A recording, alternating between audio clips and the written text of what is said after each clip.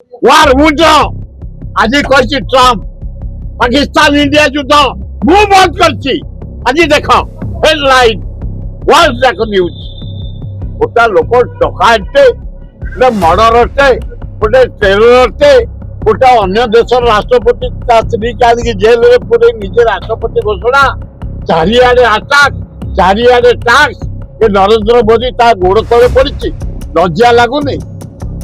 tax ପରେ tax ବଢି ଚାଲିଛି ଏ ଦେଶ ଦେଶ ହେଇ ଅଛି ତେଣୁକରି କଂଗ୍ରେସ କମିଂ ୱେଟ୍ କାଲି ମନ୍ତ୍ରୀ କହିଛନ୍ତି ମହିଳା ମାନେ ବସ୍ ଚଲେଇବେ ନଥିଲା ଭକ୍ତି ନଥିଲା ତେଣୁକରି ସେ ଯାହା ହଉ ନାରୀ ମାନଙ୍କୁ ପୁରୁଷ ସାଥିରେ ସମାନ କରିବା ପାଇଁ ଦି ଶକ୍ତି ସମାନ ପୁରୁଷ ମାନେ ନାରୀ ସମାନ କରିବା ପାଇଁ ଚେଷ୍ଟା କରିଛି ତାକୁ ଧନ୍ୟବାଦ ଖୁବ ଭଲ କଥା ପୁରୁଷ ମାନେ ଚଲେଇଲେ ଆମେ ପୁରୁଷ ମରେଇ ଦେଲେ କହୁଛେ ଜମା ତାକୁ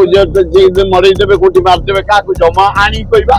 ମୋ ବଡ ଭାଇ ଆସିଛନ୍ତି ବଢିଆ ଲୋକଟା ମତେ ଦେଖିଲେ ପେଟ ପୁରିଯାଏ ଜାନକୀ ପଟ୍ଟନାୟକ ଆମକୁ ଚିରଦିନ ଷ୍ଟେବୁଲ କରିଦେଇ ଯାଇଛନ୍ତି ଆମେ ଧନୀ ଲୋକ ନୁହଁ ଆମେ ସ୍ୱାଭିମାନୀ ଲୋକ ଆଉ ଚଳିବା ବ୍ୟବସ୍ଥା ବି କରିଦେଇଛି ମୁଁ ଟଙ୍କା 20,000 ବାଣ୍ଟୁଛି ମୁଁ କଣ ଟଙ୍କା ତଳୁ କାଢୁଛି ସେଇ ମହତାବ ଜାନକୀ ପଟ୍ଟନାୟକ ଯୋଡିଏ ଜାଗା ଦେଇଛନ୍ତି ଘର ଭଡା ସେତିକି ମୁଁ ଖେଳକୁ 5,000 ସେ 6 ଦେବିନି କାରଣ ନିରଞ୍ଜନ ପଣ୍ଡା ହିମାଳୟ ସେ ହାତ ମାରିଦେଲେ ଚଳିବ ମୁଁ କୋଉଠି ହିମାଳୟ ଆଜି 6 ଦେବି ଫେର ଆର ବର୍ଷକୁ 10 ଦେବାକୁ ପଡିବ ସେତିକି ଆପଣ ଗୋଟିଏ ଫିକ୍ସ ଛୋଟିଆ ଲଘୁଟିଏ ଆଉ ଠାକୁର ମୋ ଶରୀରଟାକୁ ବୁଲଉଛନ୍ତି ସେତିକି